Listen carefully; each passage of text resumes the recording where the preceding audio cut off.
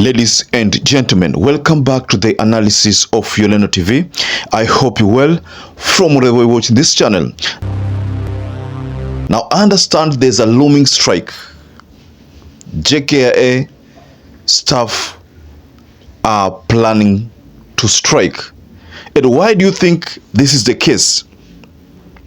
Allow me to share something here, because there are footages which have surfaced about the members of ADANI, the investment. You know the story of JKIA acquisition. Let me take you through this tweet first. President Ruto's attempt to avert the airport workers' strike over the JKIA ADANI deal have failed. Workers demand transparency and access to key documents, raising concerns about job security and potential costs increases. The September 1 strike looms large with unresolved issues at hand. So JKIA staffs are planning to strike. Now, I've pointed out at this ADANI deal issue. You remember, if I may take you back a bit, the Occupy JKIA movement. You remember that story? And then this matter surfaced. And then the government officials back then refuted these claims. Jomo Kenyatta Airport is not on sale. In Nairobi, I have seen many people saying William Ruto wants to sell the airport. Am I a madman? How do you sell a strategic national asset? But based on a footage and reactions which have surfaced on Twitter right now, it is point blank that these guys are here in Kenya, and they are here in Kenya to assess the situation and probably prepare for the accusation. So JKIA staffs are planning to strike on first based on this tweet that I've just shared. So I want us to delve much onto this story, ladies and gentlemen. But before you do that, please like this video. It's so important if you like this video. I'm so grateful for everyone who has been liking our videos. I don't take that for granted. Subscribe to our channel if you've not subscribed before, and to existing subscribers, thank you so much for your support.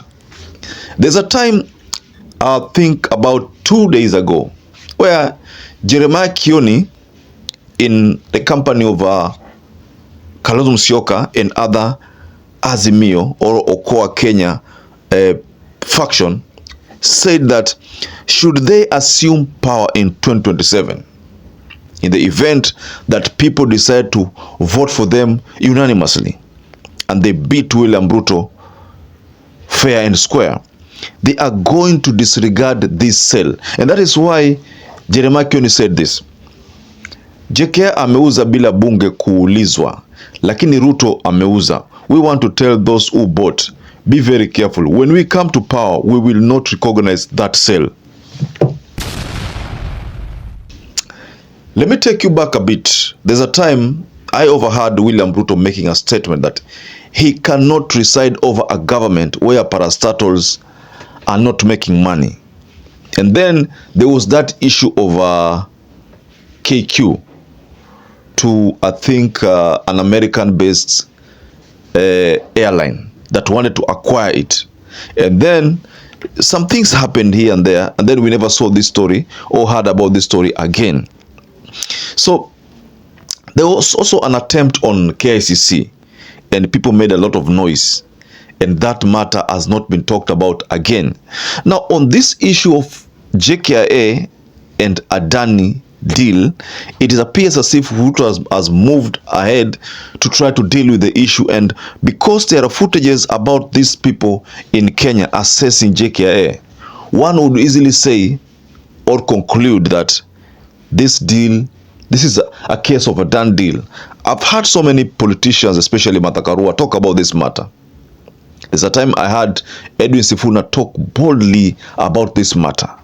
But then this matter, according to what we have seen, or we are seeing the footages, it's as if the government is not heeding any of those. I think maybe it's because of this broad-based government. Now they realize that there is nobody to put pressure on them. So of course Kenyans have reacted. Now let me take you through some reactions. Like, there's a reaction from Ryan. Ryan says, exclusive pictures of ADANI Airport Holding Limited. The advance party is at JKIA now to take stock of all the assets they are leasing from KIA. Was there public participation in this? Now, that's a question. Now, let me take you to some other reactions. There are so many reactions, ladies and gentlemen. Many reactions. You'll be shocked. There's also a reaction from Kabeso, the famously known as Kabeso. So someone here, Okia Omtata Okoiti, says, Adani has taken over JKIA. It will be the biggest tragedy to ever hit this country. Your leaders won't talk cause of kickbacks. Watch the expose below and retweet for people on your timeline. They will start announcing KQ as profitable, so you go buy stocks. Scam.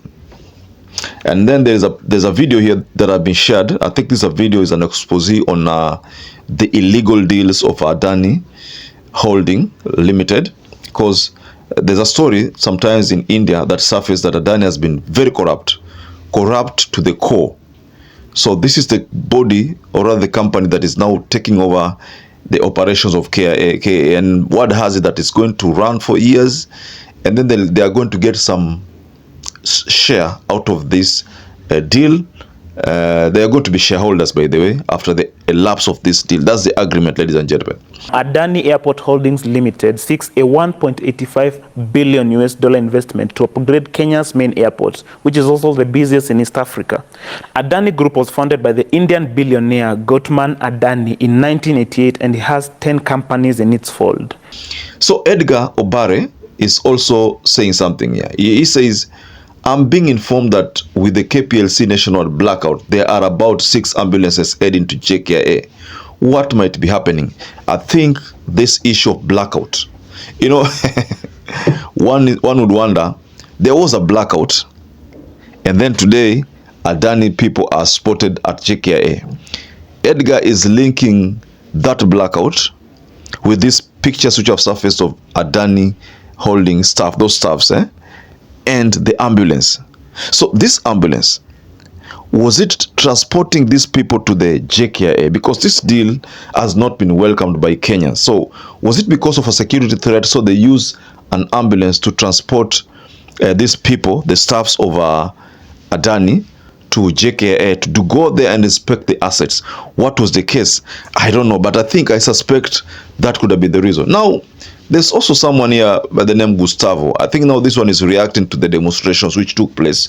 The demonstrations of Occupy JKIA, which was meant to stop the government from that sale of the lease. So this is what Gustavo says. What did we achieve by going to the streets? Honestly, finance bill is slowly being implemented, bill after bill. Adani washabeba JKIA. Local politicians are back shitting on our heads, and those unconstitutional officers ndio hizo pia never felt this defeated. Okay, so that's just that. Let me take you also to another one by Larry Mado. Larry Mado also shared something here, and he said, in my first few minutes at JKIA, 3 different employees told me they are worried about the proposed transfer of airport operations to Indian firm Adani. GOK and all Kenya airports don't appear to have the support of the staffs or the public. So this is confirming that the staffs at JKIA are worried. Now, from the reactions you've heard about an ambulance that was spotted the moment the country faced power blackout, from the reactions you've heard about pictures of Adani holding staff who was spotted at JKIA. So I want to ask myself this question, and please just go off also on your comment section and react. This ambulance, was it carrying the Adani people? Because there is a power blackout here, because an ambulance is spotted heading to the JKIA, and then in the morning a picture surfaces of people believed to be from Adani Holdings. Now, what is the connection here? There is a very huge connection. Most of the time, I remember after elections when we used to experience power outage. In the morning, you'd see some tweets about people saying that maybe servers were being moved away from Kenya. You know, those are some of the things which we witnessed. So this issue, whether it's a coincidence that an ambulance was spotted, then Adani people are spotted at the JKIA, and this ambulance was heading to JKIA, and then there was power outage. There is some kind of connection here, but I leave it to you, ladies and gentlemen, to offer your reaction below there on the comment section. Also, if you manage to spot Standard newspaper has a very relevant, actually a relevant title here, and this title is Reveal Secrets of Adani JKIA Deal. Reveal Secrets of Adani JKIA Deal.